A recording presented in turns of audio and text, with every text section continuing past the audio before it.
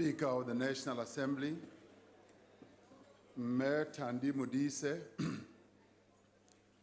Deputy President of the Republic, Baba U Tabete Mabuza, honorable members, distinguished guests, and fellow South Africans.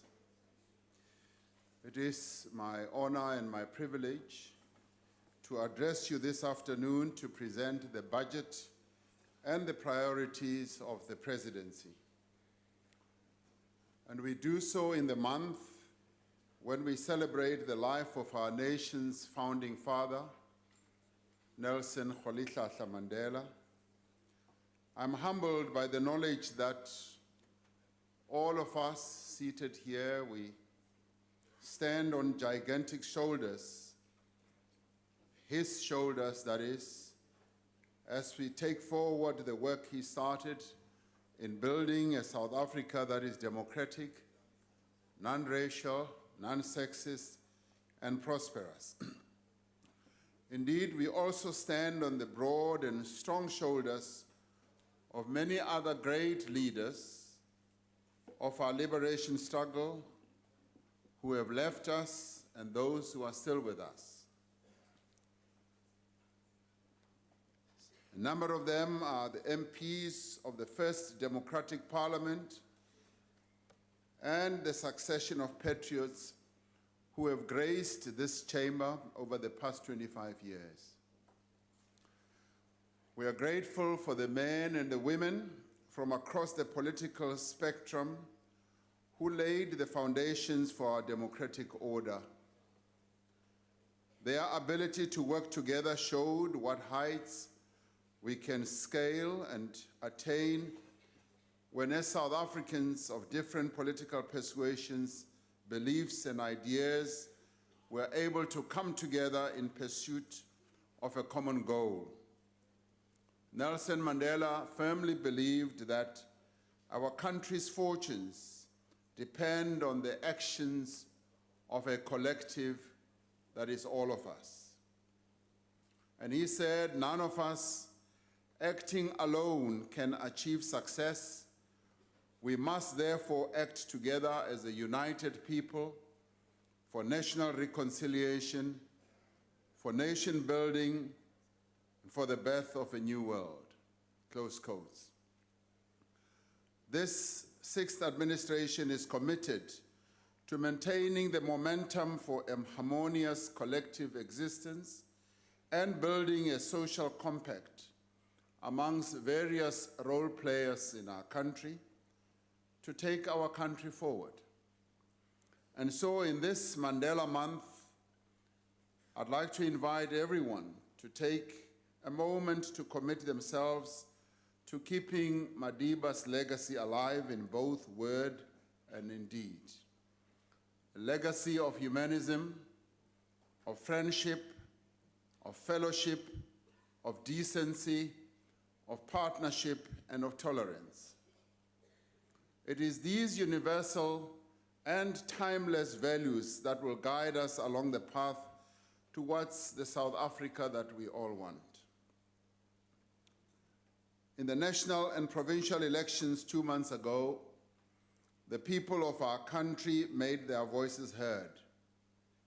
From Alexandra to Mdantsane, from Mitchell's Plain to Tzaneen, from Uitenhage to Nongoma, they were united as never before in articulating exactly what they wanted.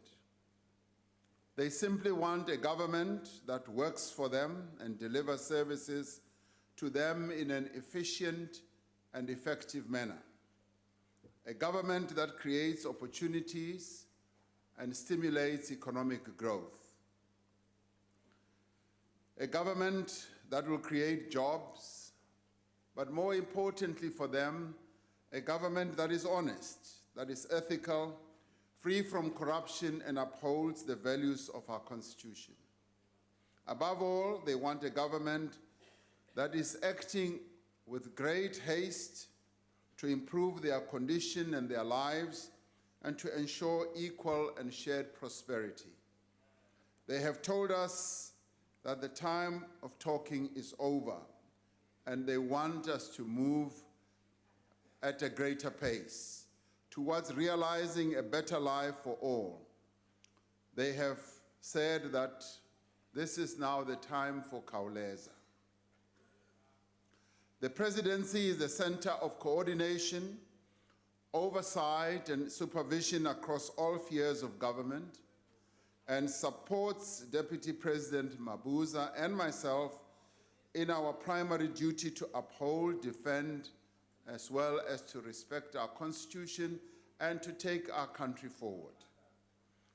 In my State of the Nation address, I outlined this government's priorities for the term ahead, as espoused in the governing party's election manifesto and in the National Development Plan. We are going to promote economic transformation and job creation. We're also going to improve the education outcomes of our children, to promote skills and to have better health for our people.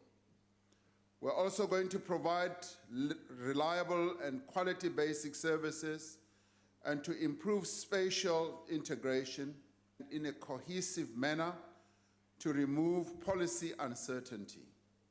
In the past, this envisioned coordination has weakened. There were frequent reshuffles of ministers and a high turnover of senior managers at both national and provincial level that led to instability, misalignment, as well as created quite a lot of confusion. Public policy must be evidence-based and effectively coordinated. And it is for this reason that we have at the center of government reconstituted the policy unit in the presidency as the nerve center of policy coordination across government. The new policy unit will be leading evidence-based policy making. It will also liaise with a number of think tanks and research institutions and have line of sight of strategic policy interventions. The unit has already hit the ground running by working through the cluster system that we have in government and intergovernmental structures to ensure alignment of national and provincial priorities. In this regard, by the end of August, we will have provincial growth and development strategies that are fully aligned with the medium-term strategic framework that we have at national level.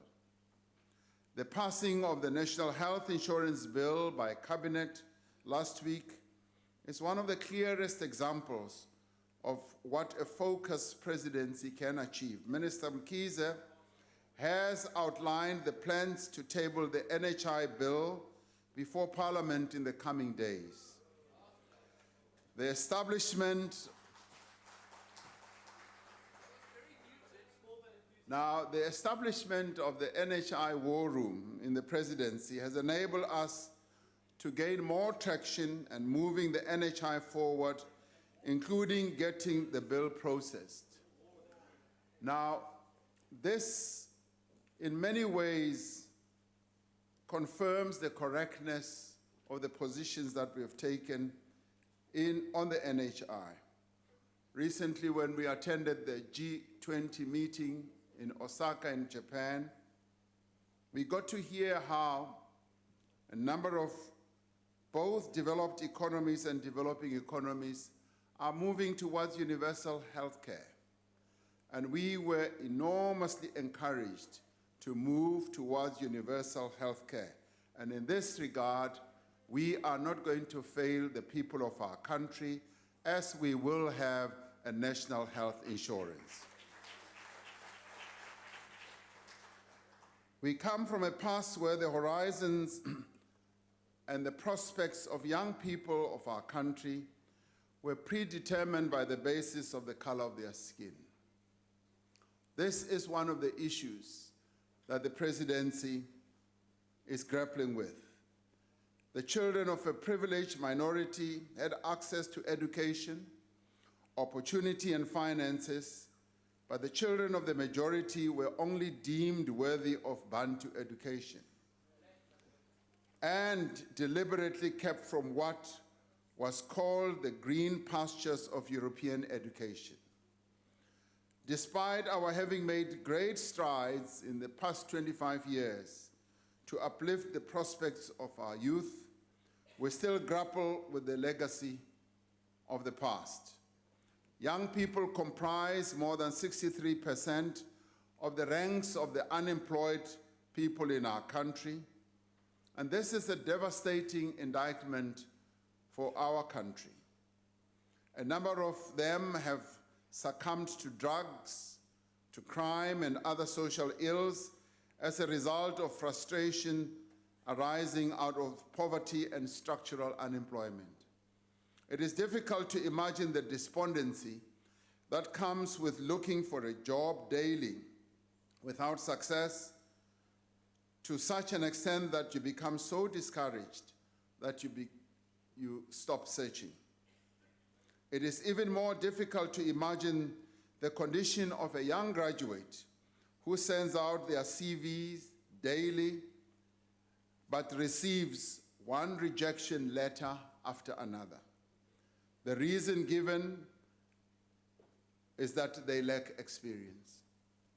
You lose morale and you become discouraged. Many more struggle to enter the world of self-employment by running their own enterprises because basic development and small business support programs have limited reach. Our youth need a hand up in order to help them realize economic freedom in their lifetime. Even in a weakened economy, we are duty-bound to address and remedy the condition of our young people who are not in education, who are not in employment or training, and we simply cannot afford to fail them.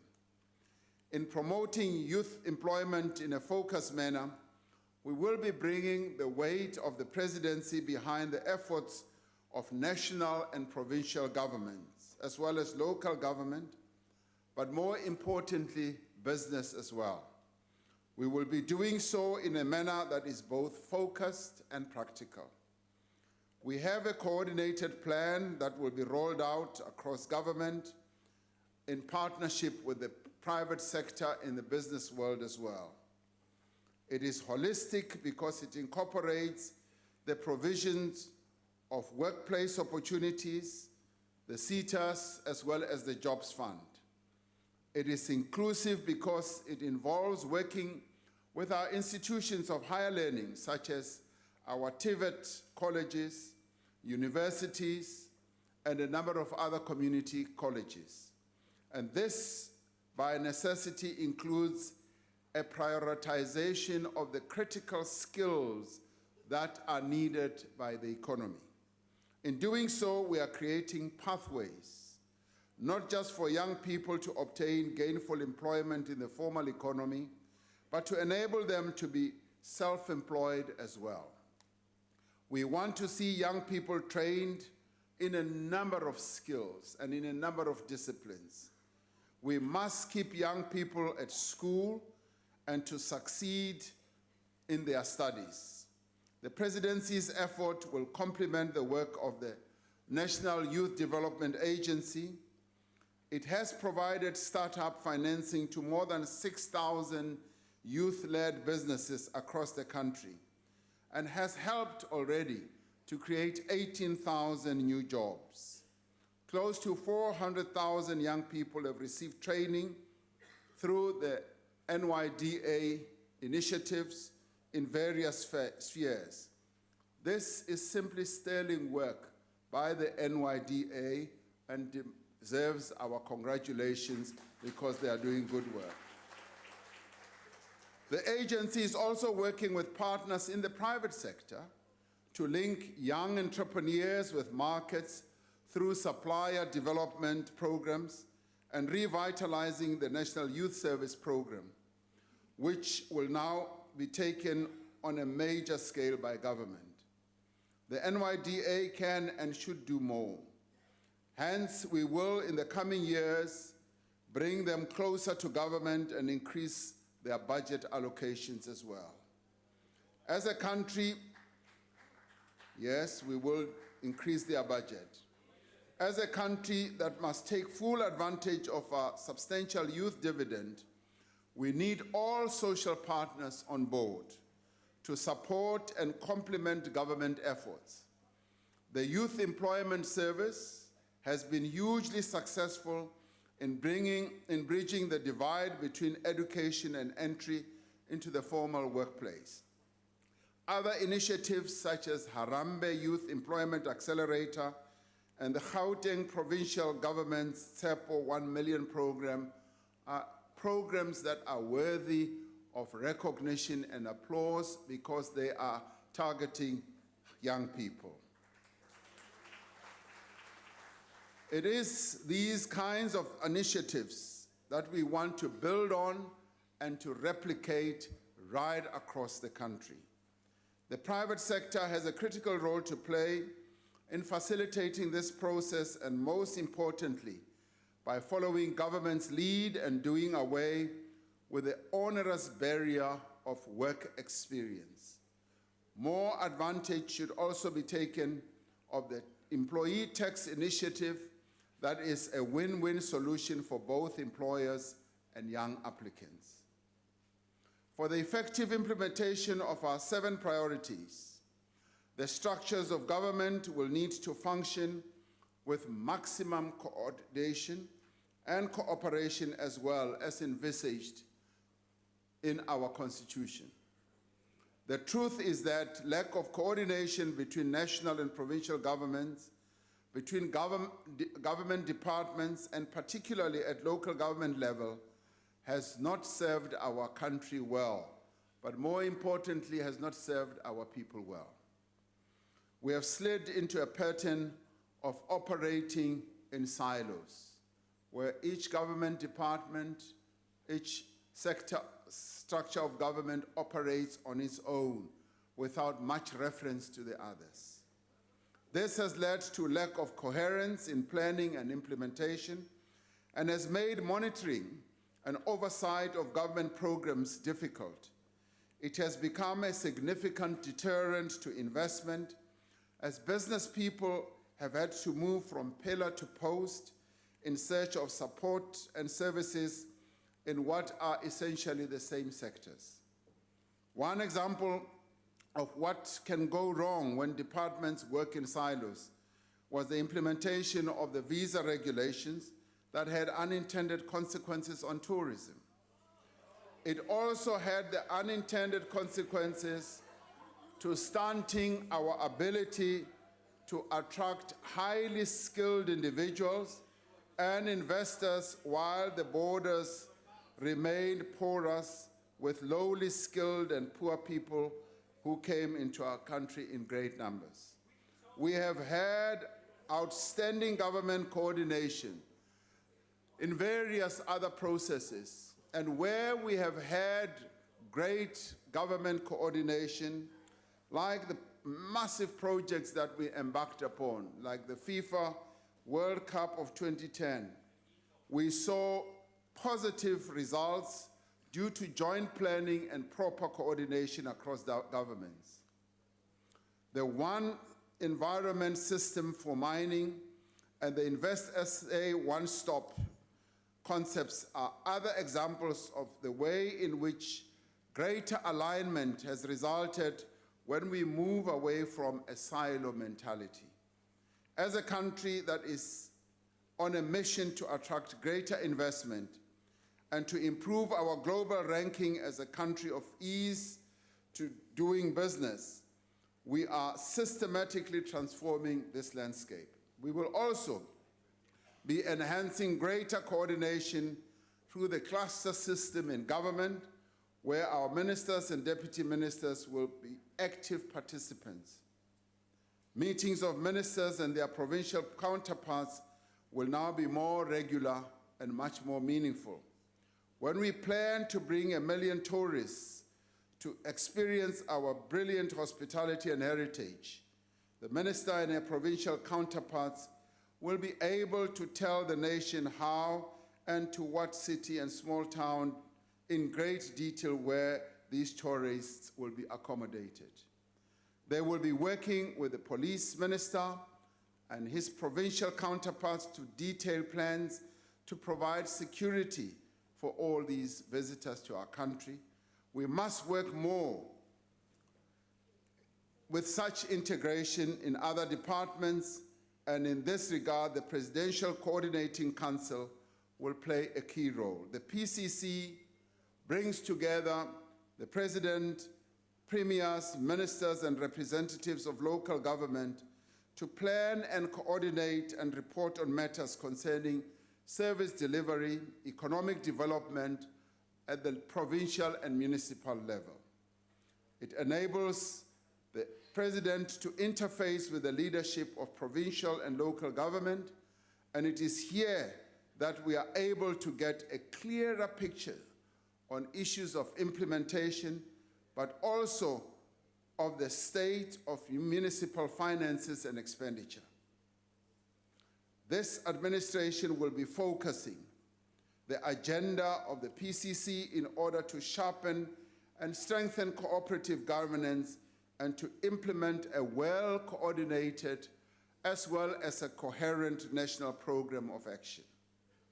We will be increasing focus into more cross-cutting matters like local economic development so that various spheres and departments of state can account for how they are jointly creating jobs and addressing service delivery for our people at local level.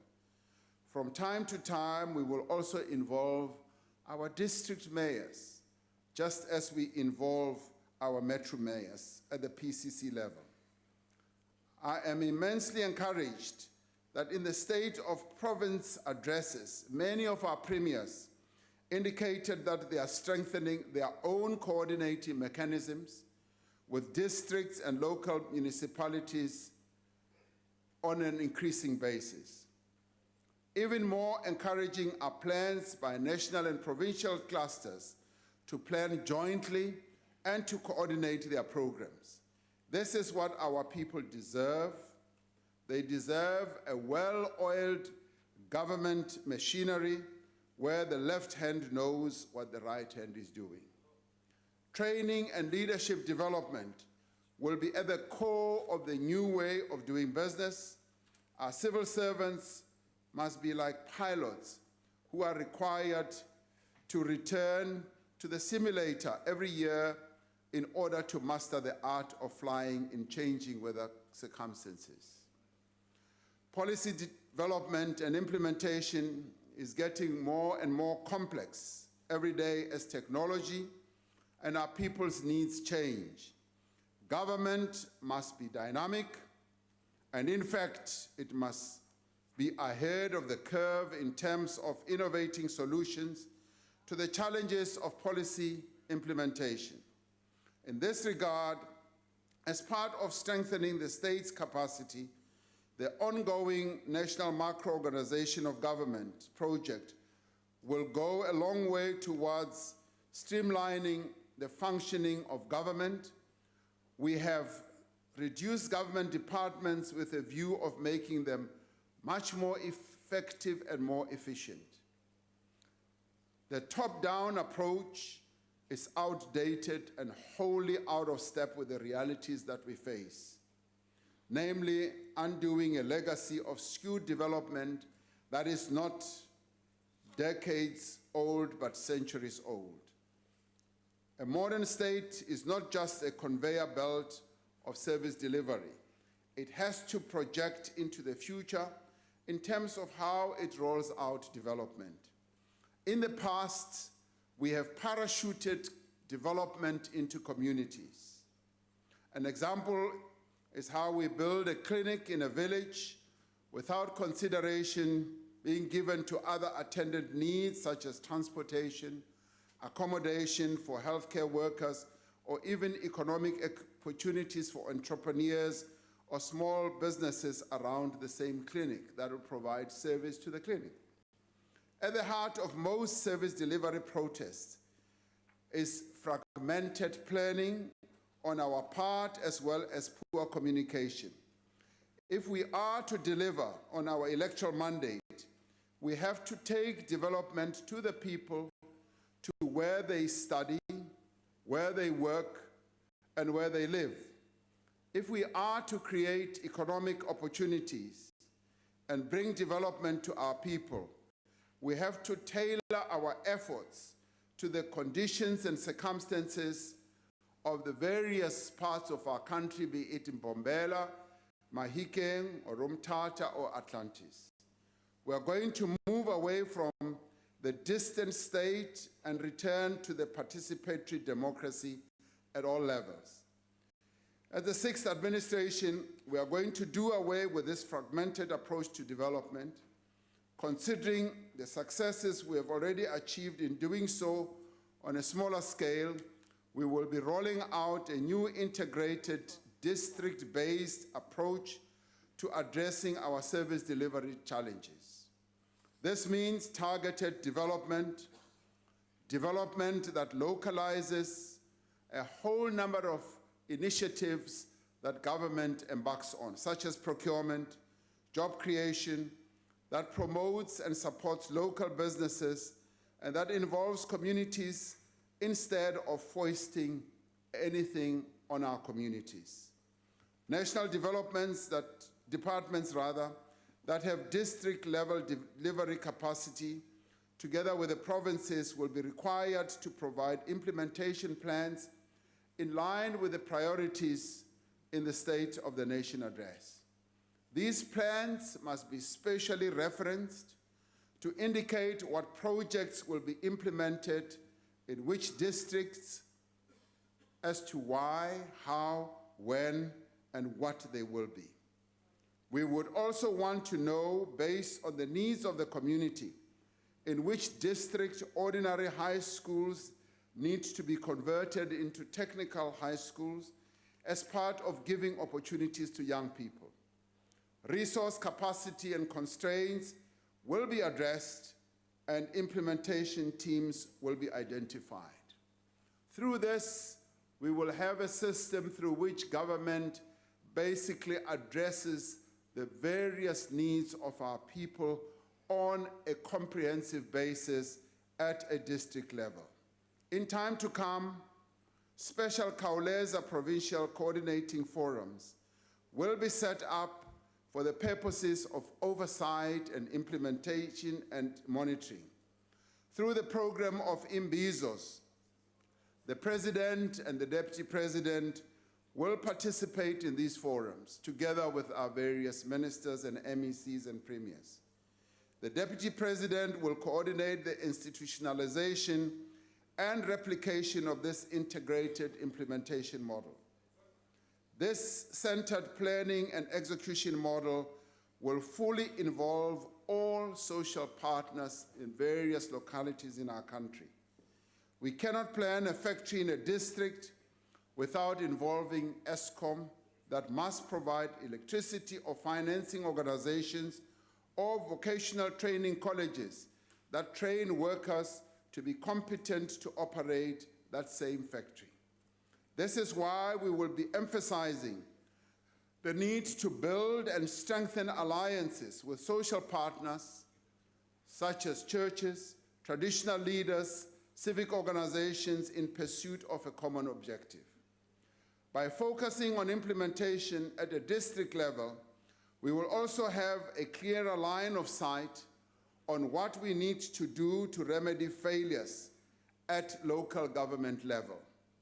Through this, we will be shining a brighter torch on our local governments, and those that have difficulties will then be assisted.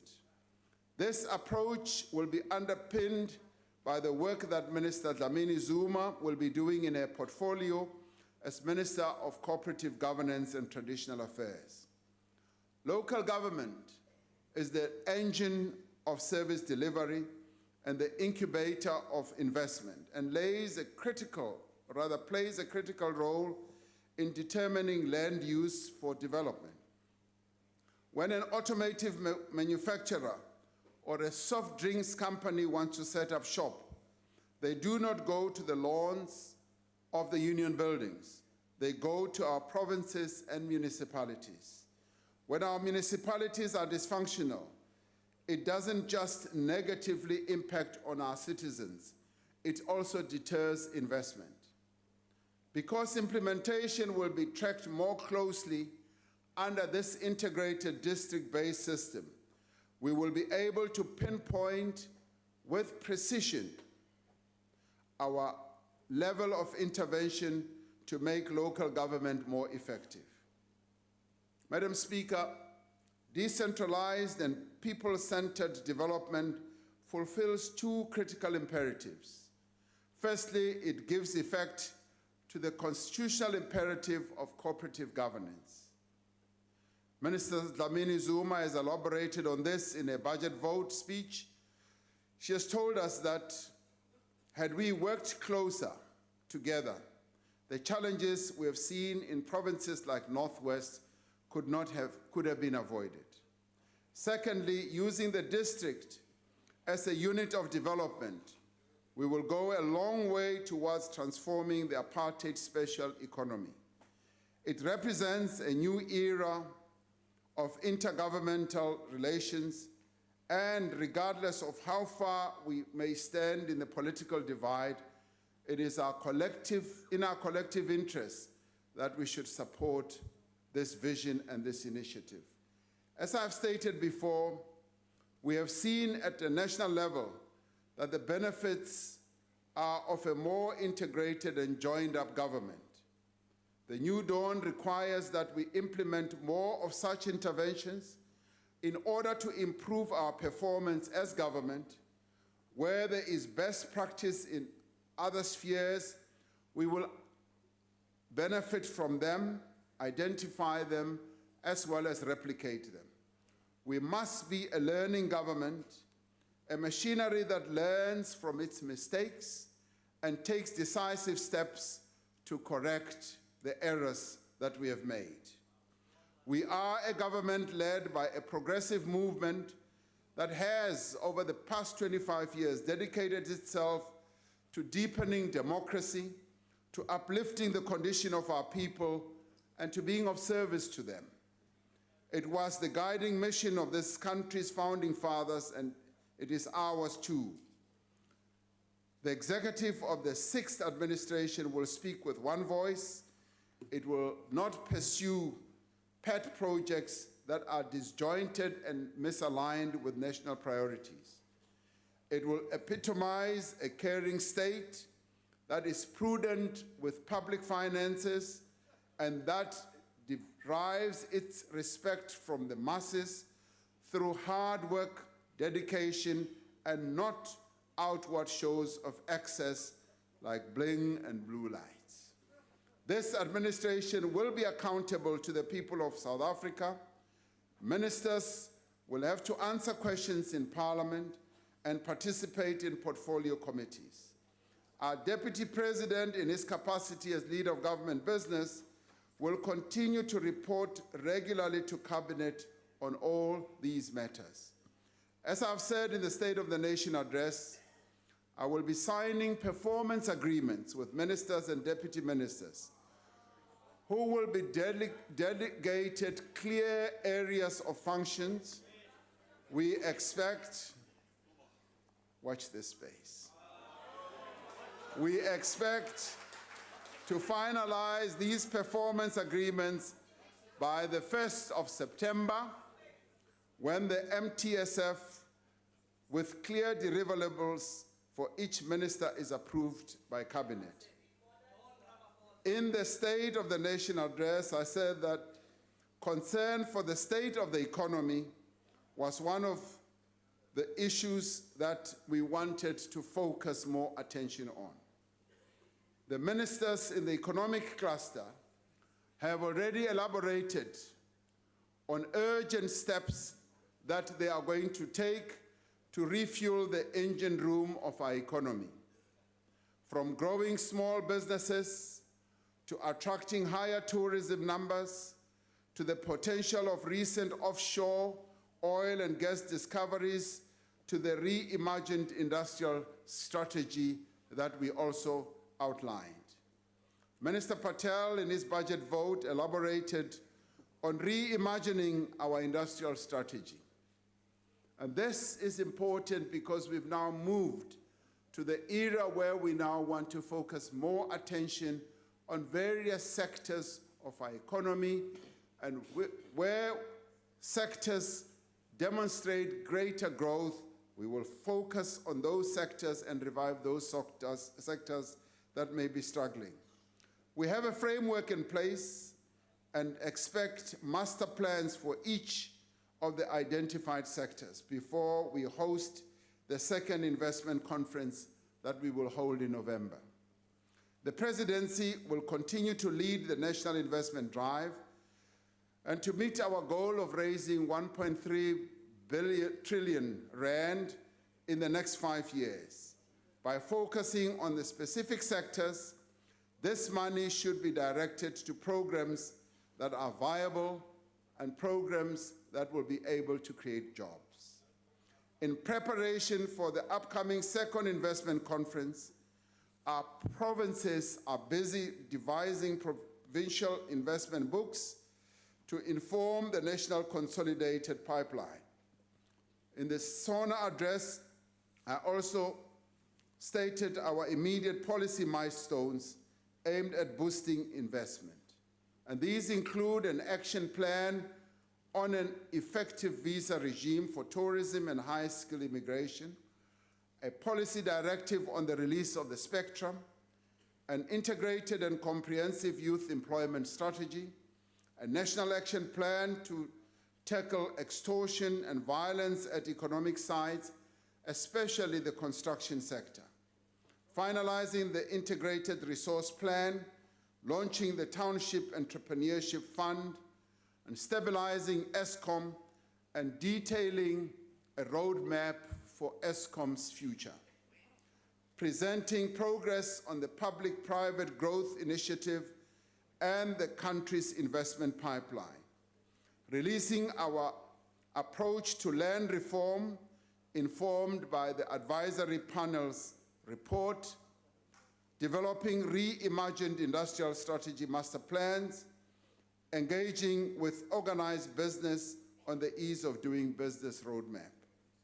In the coming weeks, we will also give progress report on the implementation of the stimulus package that we announced last year as we move towards its first anniversary. Our roadmap to achieve top 50 status in the World Bank's Ease of Doing Business Index is already being presented to key stakeholders as it seeks to remove the barriers of success for business, including small business. Infrastructure development remains at the core of our economic growth efforts, and we will continue with the process of budget reprioritization in order to revitalize our infrastructure build program, which is being led by Ms. DeLille. I have said it before that we are speeding up our agrarian reform program, including rapid land release for development. The Deputy President is overseeing this work. In addition, our SMME support program is fully operational, and notable progress is also being registered. Cabinet is concerned at reports of a go-slow at some of our ports, particularly in the Eastern Cape, where operations have nearly ground to a halt.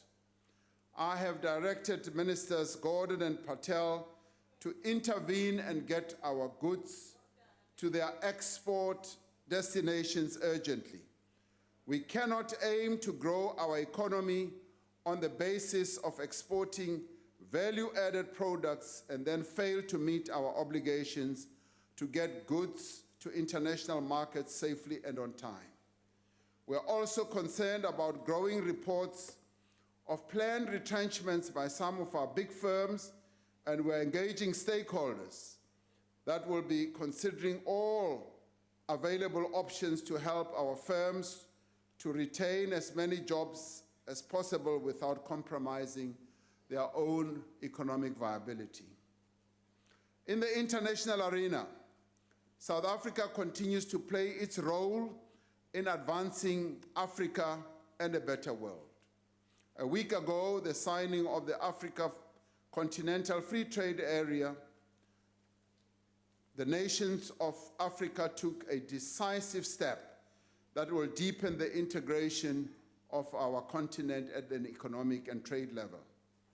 Once implemented, Africa will become the largest free trade area in the world, merging 55 countries of 1.2 billion people with a combined GDP of 2.5 trillion US dollars. This has significant implications for our local industries and businesses, because through this they will have their exports much more spread throughout the continent, and they will be able to provide services to 55 countries on our continent. As the incoming chair of the African Union, South Africa is proud to have been present at this defining moment in the history of our continent as we continue to do our part to address and resolve the most critical issues that face humanity today. We will be championing the agenda of peace and development on the continent, both at the AU as well as at the SADC level.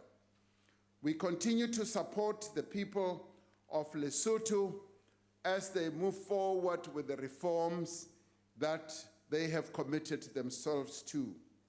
We also support the people of the DRC and of South Sudan as they seek to find solutions to their domestic political challenges.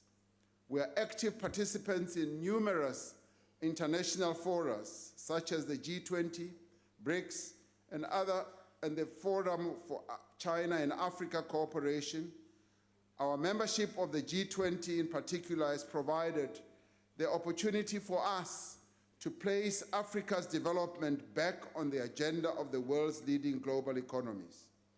We continue to advance progressive internationalism on the world stage, cementing partnerships with our partners in the global north and the global south.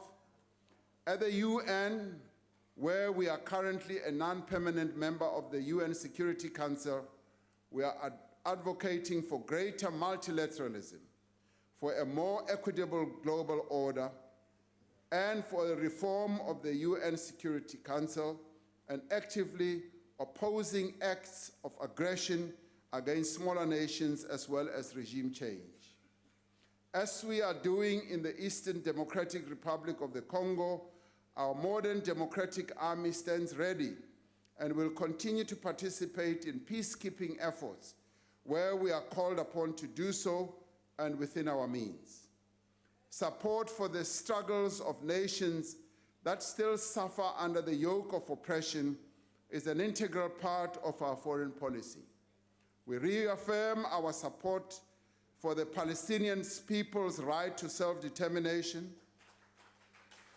and for the struggle of the people of Western Sahara. And in the words of our legendary Muso, Jonas Gwangwa, freedom for some is freedom for none. It was none other than Nelson Mandela who declared, "Our freedom will be incomplete until the people of Palestine are also free."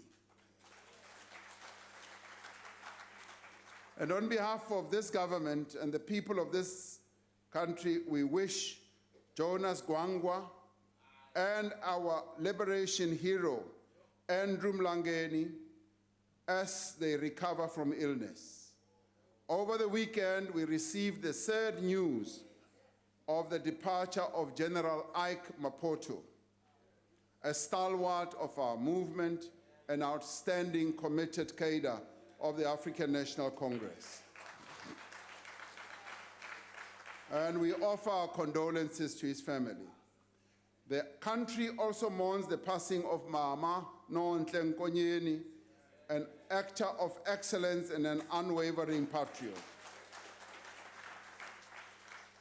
It is our collective sadness as a country to also have learned of the passing away of Johnny Clegg, known to many of us as Juluka Johnny, who was one of the early persons in this country to demonstrate the reality of not only social cohesion, but cultural integration.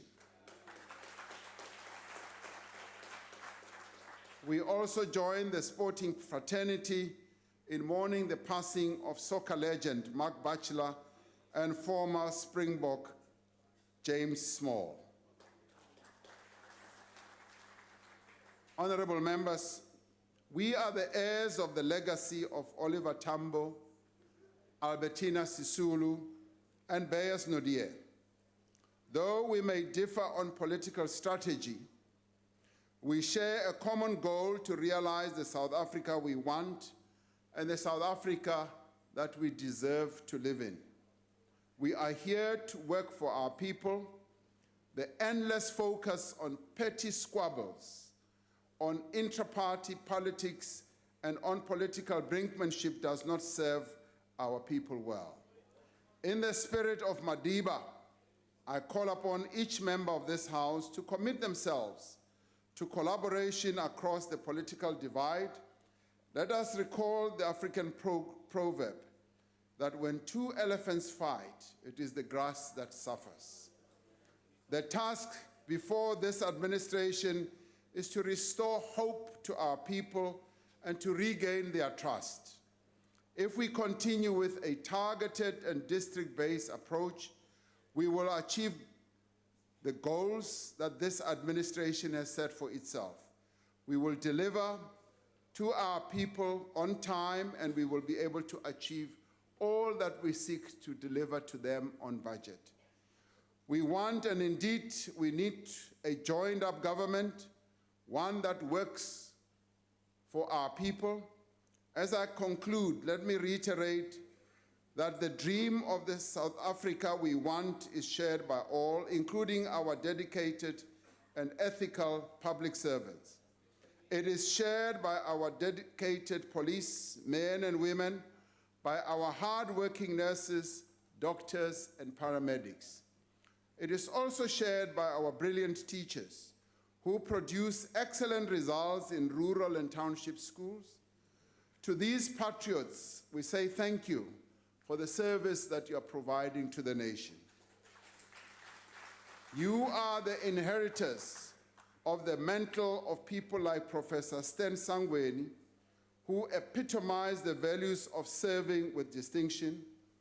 In this sixth administration, you have the presidency that cares, that regards you as partners, and that will continue to consult and work with you. To those who use the public service and our SOEs to line their pockets, we say goodbye to you. Our law enforcement authorities will accompany you to the dock. This is a presidency that is not afraid to act.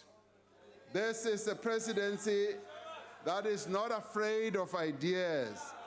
A presidency that is re-engaging, yes, with the intellectual community of our country.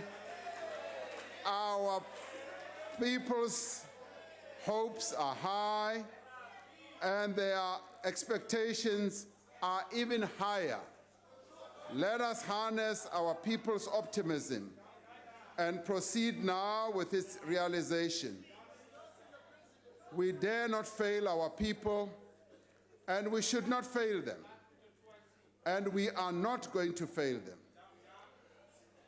By saying we must grow this country together, we mean the democratic dividend must be shared by all.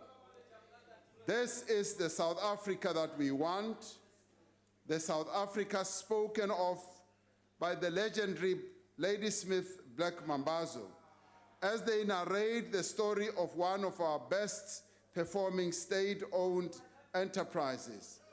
Our story began a long time ago, they say.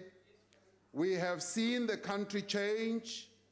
Every day there is something new, something world-class, they say. The future is bright here in South Africa. And honorable members, we are on a journey that we should not be afraid to take.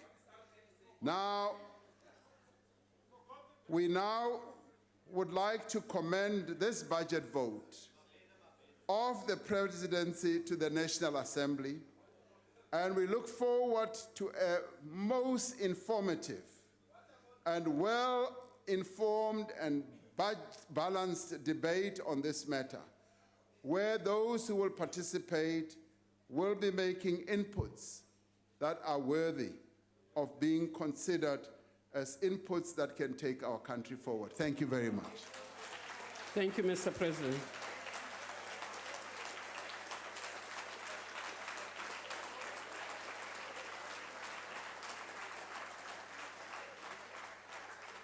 The Honorable, the Deputy Chief Whip of the Majority Party.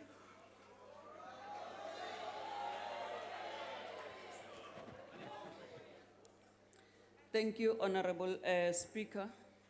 His Excellency, the President and Deputy President, Honorable Ministers and Deputy Ministers, Honorable Members, our guests in the gallery, Ngiyanibingelela bekunene. Tomorrow we'll be celebrating the birth of the father of our nation and great architect of our freedom and democracy, Utata Nelson Mandela. As we will be celebrating the Mandela Day, we must remember the importance of enhancing nation building and social cohesion as one of our priorities. The great leader Utata Nelson Mandela once said, and I quote, "For to be free is not merely to cast off one's chains, but to live in a way that respects and enhances the freedom of others," close quote. In honor of this great son of the soil, we collectively hold the responsibility to ensure that we advance South African transformation agenda